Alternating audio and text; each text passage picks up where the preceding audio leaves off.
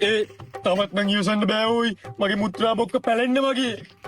අයියෝ බන්තෝ ගෑණියෙක්ද කියහන්කෝ මෙච්චර මේ තැන් තියනවා චූ දාන්න. තෝ ගෑණියෙක් නෙමෙයිනේ.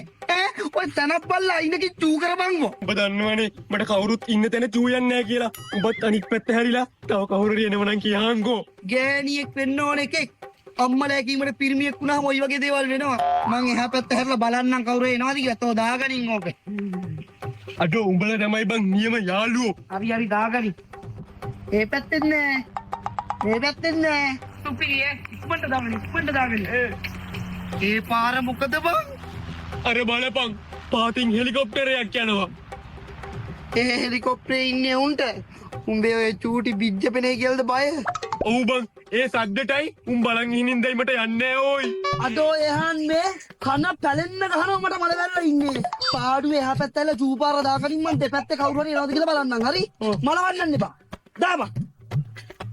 අවුලන්න හෙලිකොප්ටර් ගියානේ. කොච්චාවත් තමයි දැන් අවුල්.